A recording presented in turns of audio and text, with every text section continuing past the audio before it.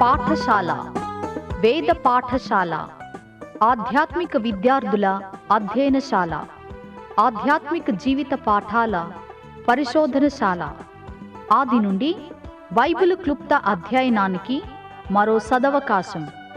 ఆయా వ్యక్తుల జీవిత పాఠాలు నేర్చుకునే మరో సువర్ణవకాశం.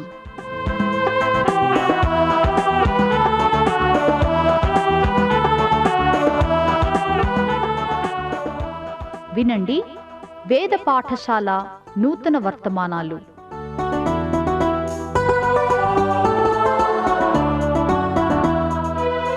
వేద పాఠశాల రేడియో శ్రోతలకు స్వాగతం. 4 సువార్తల అధ్యయనములో నేటి మన వాక్య భాగం, నేనే మార్గము, నేనే సత్యము, నేనే జీవము, నా ద్వారానే తప్ప ఎవడును తండ్రి యొద్దకు రాలేడు. తండ్రి, చేయుటకు నీవు నాకిచ్చిన పనిని సంపూర్ణముగా నెరవేర్చి భూమి మీద నిన్ను మహిమపరిచాను. 4 సువార్తలకు ఉపోద్ఘాతంగా ఉన్న ఇట్టి ప్రాముఖ్యమైన కొన్ని వచనాలు మనకివ్వబడ్డాయి. యేసు ప్రభు మెస్సియా అనబడిన లోకరక్షకుడు ఈ లోకానికి వచ్చినది ఎందుకు వచ్చాడు, ఎప్పుడు వచ్చాడు అనే సత్యాలను సువార్తలు తెలియజేస్తున్నాయి. గొప్ప సమర్పణతో లేక సమ్మతితో, తన ఎడలనైన తండ్రి సంకల్పముతో ఏకీభావాన్ని కలిగి తండ్రి తనకప్పగించిన బాధ్యతలను నెరవేర్చి సమస్త క్రియలను జరిగించాడు. ఈ విధంగా మానవ చరిత్ర కాలం కూడా ఆయనపై ఆధారపడి విభజించబడింది. క్రీస్తు పూర్వము, క్రీస్తు శకము అని ఈనాడు కాలాన్ని మనం గుర్తిస్తున్నాం. అయితే తండ్రిచే ఇవ్వబడినవి, ఆయన సంపూర్ణము చేసిన క్రియలు ఎట్టివి, ఏమయున్నాయి అంటే సిలువలో యేసుప్రభు చేసిన బలియాగము, ఆయన పొందిన మరణము ఆయన పరిచర్యలో అతి ప్రాముఖ్యమైనది. ఈ విధంగా ఆయన మరణించి తిరిగి లేవడమే కాక దేవునితో కలిగి ఉండవలసిన సంబంధం మేరకు ఆయనకు సంబంధించి ఉన్నవారికి జీవాన్ని అనుగ్రహించడం యేసు ప్రభువుకు ఎంతో ముఖ్యమైన పనిగా ఉంది. యేసు చేసిన పరిచర్యలను మనం పరిశీలించినప్పుడు మన జీవం విమోచించబడే రక్షణ పరిచర్య కొరకు ప్రాముఖ్యంగా చూడవలసి ఉన్నాం. దీని తరువాత మన శరీరం బాగు చేయబడే స్వస్థతను ఆశించాలి. ముందు ఆత్మరక్షణ, రక్షకుడైన యేసు ప్రభుతోటి సంబంధం, తర్వాత శరీర స్వస్థత. ఇట్టి క్రమము సరైనది. ఆత్మ సంబంధమైన స్వస్థత అతి ప్రాముఖ్యమైనది. యాకోబు నీళ్ల బావి యొద్ద ప్రభువును కలుసుకున్న సమరయ స్త్రీ, చెట్టెక్కి ప్రభువును చూడగోరిన జక్కయ్య, వీరు ఇరువురు మొదట పాపులుగా పిలువబడిన వారై నూతన జన్మ అనుభవం ద్వారా ఆత్మీయంగా స్వస్థత పొందారు. ఇట్టి ఆత్మీయ స్థితి మానసిక స్వస్థతకు, ఉద్రేకాలను చల్లబర్చడానికి, శారీరక స్వస్థతకు నడిపిస్తుంది. ఈ విధంగా 1/3 భాగము సువార్తల్లో యేసు ప్రభు యొక్క స్వస్థత పరిచర్యను మనకు చూపిస్తుంది. 4 సువార్తల్లోనూ మార్కు సువార్తలో ప్రాముఖ్యంగా యేసు ప్రభు యొక్క అద్భుత పరిచర్యను మనం గమనిస్తాం. ప్రాముఖ్యంగా దురాత్మ పీడితులను గొప్ప ప్రార్థనాశక్తిచే విడుదల చేయడం మనం చూస్తాం. సువార్తికుల పరిచర్యలో ఒక భాగమై ఉన్న దయ్యాలను వెళ్ళగొట్టడమనేది స్వల్ప విషయంగా లేక నవ్వులాటగా ఎంచవద్దు. ఇదెంతో కష్టతరమైన పరిచర్య. యేసు ప్రభు దయ్యాలను వెళ్ళగొట్టేటప్పుడు ఒక వ్యక్తిలోని సదరు దయ్యాన్నే సంబోధించి శాసించాడుగాని ఆ వ్యక్తితో ఏమీ మాట్లాడేవాడు కాదు. అంతగా దయ్యము ఒక మనిషిని వశపరుచుకోగలదు. నిజానికి నేటి మానసిక వైద్యశాలలు, పిచ్చాసుపత్రులు మనం సందర్శించినట్టయితే దుర్భరమైన జీవితాన్ని గడిపే ఈ రోగులకు ప్రభు అందించిన విధానపు సహాయాన్ని అందించడానికి ఎవరూ లేరు. ఇలా అయితే వారు ఎప్పటికీ ఆ ఆసుపత్రిలో నుండి బయటకు రాగలుగుతారు? మార్కు సువార్తలో యేసు ప్రభు దురాత్మ పీడితులకు చేసిన పరిచర్యను బట్టి అసలు యేసు ఎవరు, ఆయన ఎట్టివాడు, ఏమై ఉన్నాడు అనే విషయాలు మనం అర్థం చేసుకోవచ్చు. ప్రార్థనా శక్తి ద్వారానైనా ప్రభు యొక్క ఇట్టి పరిచర్యను మీరు పరిశీలనగా చదివారా? దేవుడు మనకు తోడు అను అర్థమిచ్చినట్టి ఇమ్మానుయేలను పేరుగల యేసు ప్రభు ఈనాడు కూడా అట్టి అద్భుత శక్తిని కలిగి ఉండి అద్భుత స్వస్థత ఇవ్వగలిగి ఉన్నాడు. మార్గము, సత్యము, జీవమయున్న ప్రభు మానవ రూపిగా ఈ లోకములో తన అద్భుత శక్తిని కనుపరిచాడు. మార్కు సువార్తలో దురాత్మ పీడితులకు ప్రభు చేసిన సేవా సత్యాన్ని మనము చూసి చూడనట్లుగా దాటిపోకూడదు. ఎందుకంటే ఆత్మల ప్రపంచం మరియు నిరంతర ఆత్మీయ పోరాటం నిరంతరము ఉన్నాయని బైబిలులో మనం చదువుతున్నాం.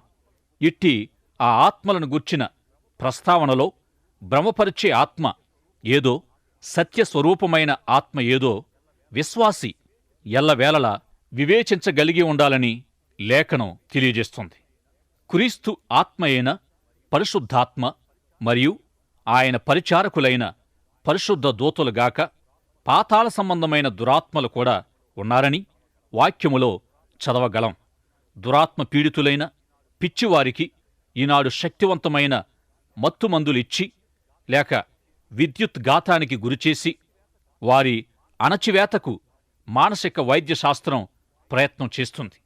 అయితే ప్రభు అట్టివారి ఎడల తన మహాకనికరాన్ని కనుపరిచాడని సువార్తల్లో పలుచోట్ల చూస్తాం.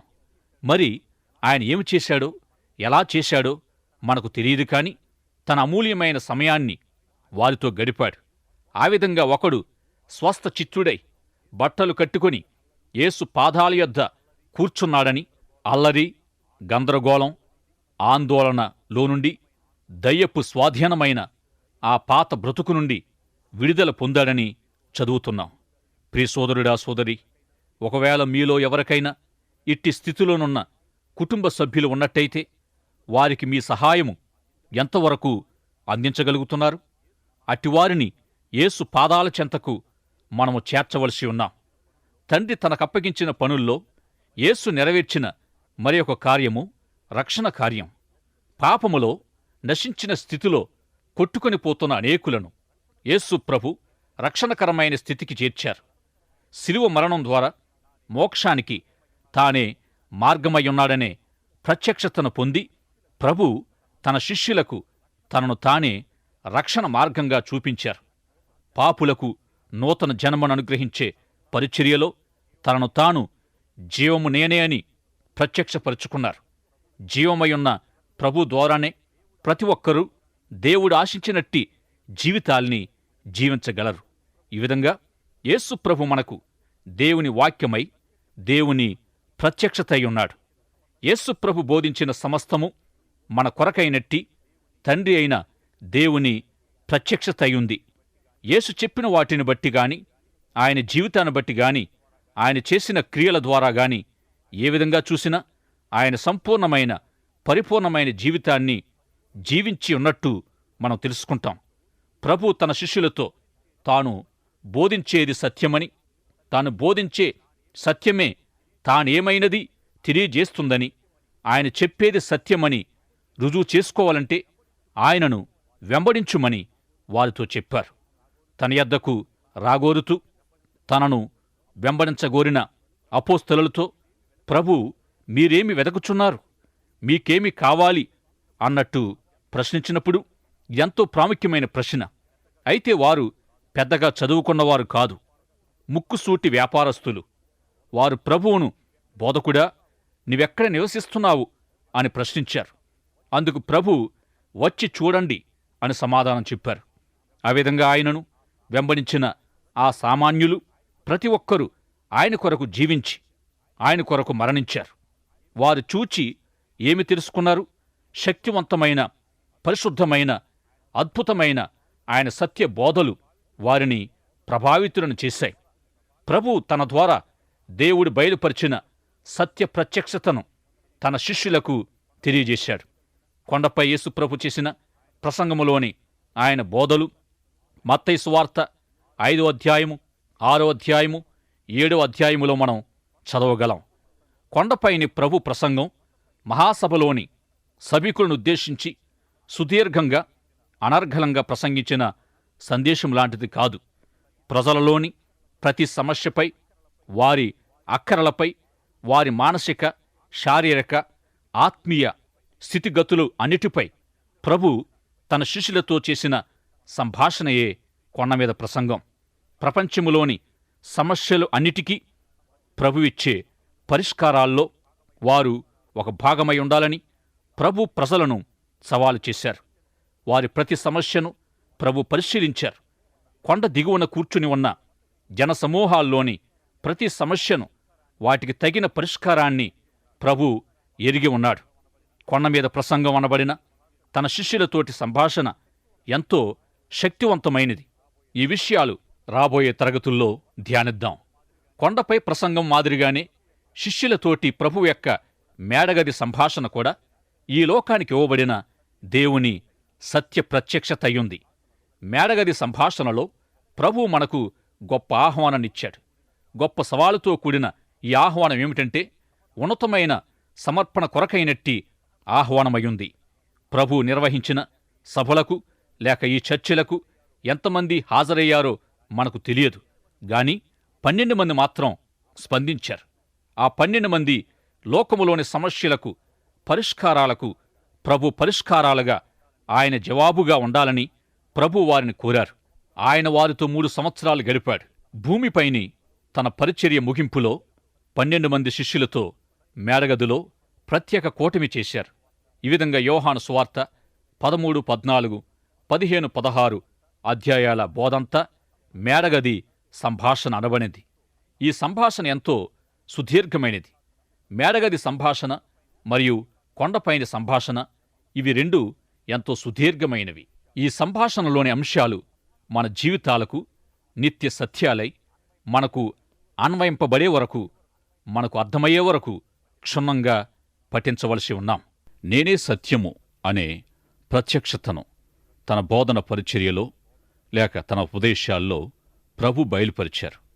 ఇదే సందర్భంగా తానే సత్యము అని ప్రభు చెప్పిన మాటల ప్రకారం తన ద్వారా వెల్లడి చేయవలసిన దేవుని సత్యమంతటినీ కొండపైని ప్రసంగములోనూ మేడగది సంభాషణల ద్వారా తెలియజేశారు.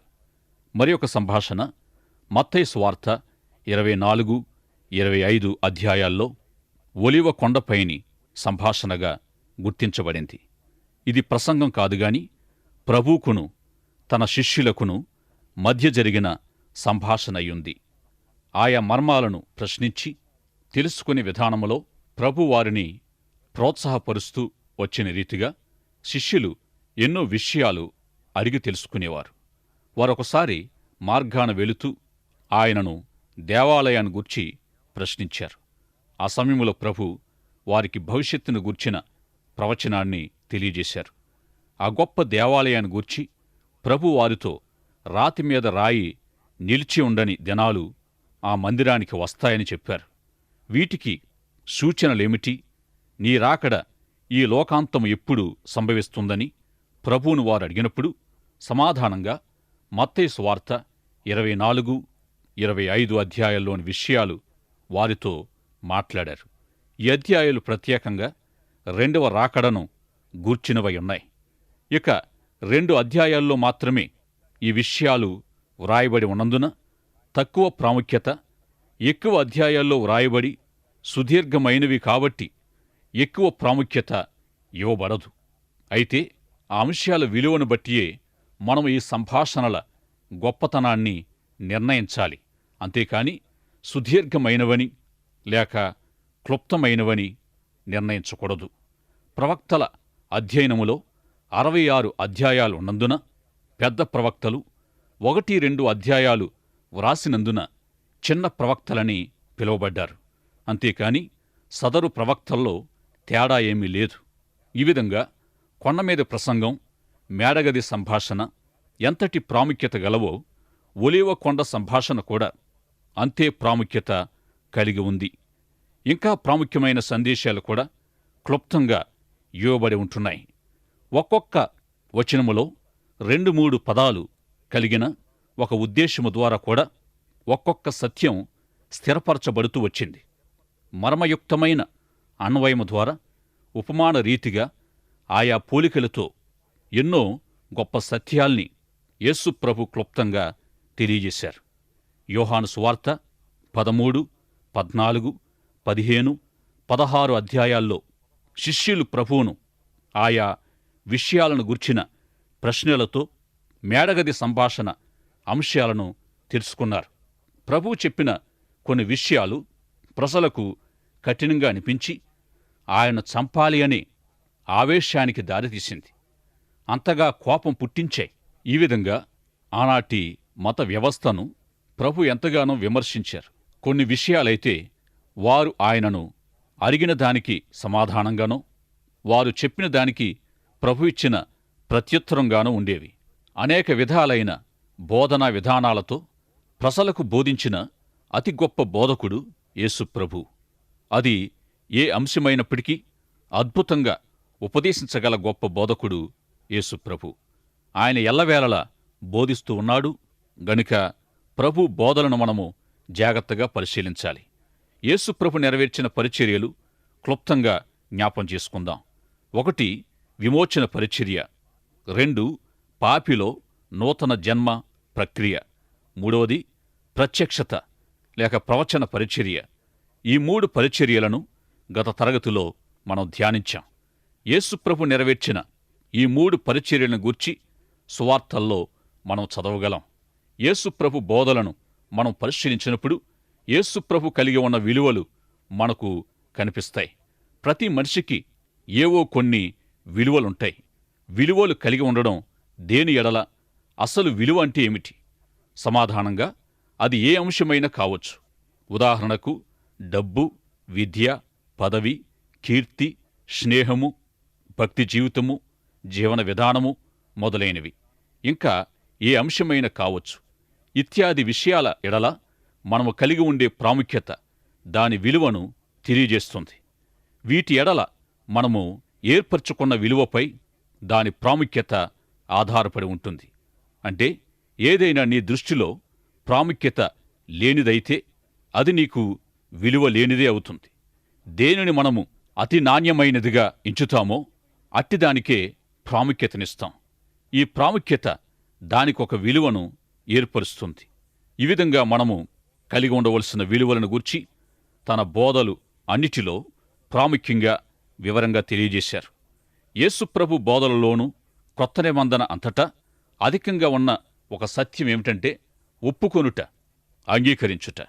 మనలో ఉండే ఒక పాపాన్ని గూర్చి దేవునికి గాని మన జీవితాలకు గాని ఇతరులకు గాని అభ్యంతరకరంగా ఉండగల దేనిని గుర్చైనా మనము దేవుని ఎదుట ఒప్పుకునేటట్లు క్రొత్త నిబంధన మనలను ఎల్లవేళలా ప్రేరేపిస్తుంది. కుటుంబ సభ్యులు, భార్య పిల్లల ఎడల కోపముతో మితిమీరి ప్రవర్తించే పురుషులు తమ కోపాన్ని గూర్చి దేవునితో ఒప్పుకోవాలి. ఒప్పుకోవడం అంటే స్వనీతితో సరిపెట్టుకోవడం కాదు. ప్రభువా క్షమించు అని అనడం మాత్రమే కాదు. మనం వాక్యం తెలిసిన వారమైతే మనం చేసే తప్పులను గుర్చి దేవుని వాక్యం ఏమి చెబుతుందో తెలుసుకొని ఆ ప్రకారం దేవునితో ఒప్పుకొని సరిచేసుకోవాలి. ఇదే ప్రభువుతో ఒప్పుకొనడం కాగలదు. ఏదైనా ఒక విషయాన్ని గూర్చి ప్రభు ఏం చెప్పాడో, ఏం చేశాడో అలాగే మనము చేసి చెప్పినట్టయితే ఆ విషయములో ప్రభు విధానాలతో, విలువలతో ఏకీభవించడం కాగలదు. ప్రభువును అంగీకరించి ఆయన విలువలను, విధానాలను అంగీకరించి వాటితో ఏకీభవించడం మన జీవితాలను విప్లవాత్మకం చేస్తుంది. సువార్తలను చదివి మీ జీవితాలను విప్లవాత్మకం చేసుకోమని నేను మిమ్మను ప్రోత్సహిస్తున్నాను. ఈ విధంగా యేసు ప్రభు బోధన పరిచర్యకు మన జీవితానికి సంబంధం కలిగించుకోగలం. మత్తయి, మార్కు, లూకా ఈ 3 సువార్తల్లోని సందేశాలన్నీ ఇంచుమించు సమానంగానే ఉన్నాయి. యోహాను సువార్త సందేశాలైతే ఈ మొదటి 3 సువార్తలకు చెప్పుకోదగినంత తేడా కలిగి ఉంది. ఉదాహరణకు నికోదేము ప్రభు యొక్క సంభాషణ, సమరయ స్త్రీతో ప్రభు యొక్క సంభాషణ మొదలైనవి యోహాను సువార్తలో మాత్రమే మనకు కనిపిస్తాయి. ఈ సువార్తలు అందలి ప్రభు బోధలు, అద్భుత సంఘటనలు అన్నిటినీ మొదటగా రచించినవాడు మార్కు. మార్కు తర్వాత మత్తయి, లూకా, తమ స్వార్తలు రచించారు. మార్కు సువార్తలో ఉన్న విషయాలన్నీ మత్తయి, లూకాల్లో కనిపిస్తాయి. అయితే మత్తయి, లూకా సువార్తల్లోని కొన్ని విషయాలు మార్కు సువార్తలో కనిపించవు. ఈ విధంగా మార్కు మొదటిగా వ్రాశాడని బైబిల్ పండితుల నమ్మకం. ఇక మార్కు పేతురును ముఖ్య ఆధారంగా కలిగి ఉన్నాడు. మీరు సువార్తలు చదువుతున్నప్పుడు మత్తయి, లూకా సువార్తలు ముందు చదివి ఈ రెండింటికి మధ్యనున్న మార్కును లూకా సువార్త చదివిన తర్వాత చదివి వారు వ్రాసిన విషయాలే మార్కు ఎంత క్లుప్తంగా వ్రాశాడో గమనించినట్టయితే క్లుప్త నివేదికకు మార్కు సువార్త గొప్ప మాదిరి అని మీరు తెలుసుకోగలరు. ఇక ప్రభువును గుర్చిన కొన్ని విషయాలు మార్కు తన సువార్తలో తెలియచేయలేదు. అయితే అట్టి విషయాలు తెలియచేయడానికి పరిశుద్ధాత్మ దేవుడు మత్తయిని ప్రేరేపించినట్టుగా తెలుసుకుంటాం. ఈ విధంగా మార్కు తెలియచేయని కొన్ని మత్తయి తెలియజేశాడు. లూకా కూడా మత్తయిలాగానే చేశాడు. ఇక చాలా కాలానికి తన సువార్త రచించడానికి పూనుకున్న యోహాను, మత్తయి, మార్కు, లూకా వ్రాయని అనేక సత్యాలు, సంగతులు వ్రాయడానికి లోతైన ప్రేరణ పొందినట్టు చూస్తాం. ఆ కాలములో యేసుప్రభు వ్యక్తిత్వం లేక ఆయన దైవత్వం అంగీకరింపబడని పరిస్థితిలో ఉండేది. అయితే యేసుప్రభు యొక్క దైవత్వాన్ని ధృవపరుస్తూ ఆయనను మానవ రూపి అయిన దేవుడిగా యోహాను చూపించాడు. మత్తయి, మార్కు, లూకా సువార్తలను ఒక భాగంగా మనం చదువుకోవచ్చు. ఈ మూడింటికి యోహాను సువార్త ఎంతో ప్రత్యేకమైనది. యేసుప్రభు సందేశాలు, ఆయన చేసిన అద్భుతాలు, ఆయనతో ముడిపడి ఉన్న ఆయా సంఘటనలు ఇంచుమించుగా 4 సువార్తల్లో కనిపిస్తాయి. కొన్ని మూడింటిలో, మరికొన్ని రెండింటిలో అవసరత మేరకు తగిన విధంగా పొందుపరచబడ్డాయి. మార్కులో ఉన్నదంతా మత్తయి, లూకా సువార్తల్లో వ్రాయబడింది. ఈ విధంగా మొత్తం 3 సువార్తలను ఒకేసారి పరిశీలించి ముగించగలం. ఇక మత్తయి సువార్తను మనం పరిశీలించకముందు అపోస్తలుల జీవితాలను గూర్చి తెలుసుకోవడానికి కొంత కృషి చేయాలని మిమ్మల్ని ప్రోత్సహిస్తున్నాను. ఇట్టి అభ్యాసం మన ఆత్మీయ జీవితాలకు మేలుకరంగా ఉంటుందని తెలియజేస్తున్నాను. ఈ ప్రయత్నములో ఒక్కొక్క శిష్యుని గూర్చి మనం తెలుసుకుంటూ యేసు ప్రభుతో 3 సంవత్సరాలు గడిపిన ఒక్కొక్క శిష్యుడు యేసు ప్రభు యొక్క బహిరంగ పరిచర్యలో చేరకముందు ఏమి చేస్తున్నాడు, 2 యేసును కలుసుకున్న దానికి ఫలితంగా ప్రతి శిష్యునిలోనూ మార్పు ఏ విధంగా సంభవించింది, 3వది ప్రతి శిష్యుడు తాను మరణించే నాటికి ఏమి చేస్తూ ఉన్నాడు, 4 తాను చనిపోయినప్పుడు ఆ శిష్యుడు ఎక్కడ ఉన్నాడు, 5 అతడు ఏ విధానములో చనిపోయాడు, 6 ఎందుచేత ప్రభు ఈ శిష్యుల్ని ప్రత్యేకంగా ఎన్నుకున్నాడు. నీ అభిప్రాయము తెలుపుమని కోరుచున్నాను. ప్రియులారా, ఈ 6 ప్రశ్నల అధ్యయనం మనకు ఆత్మీయంగా ఎంతో ఆశీర్వాదం కలుగుతుంది. యేసు వారిని కలుసుకున్న ఆ కలయిక వారి జీవితాలను ప్రభావితం చేసినట్టే యేసుతోటి నీ కలయిక లేక నీ కూటమి నీ జీవితాన్ని తగిన విధంగా ప్రభావితం చేయగలదు.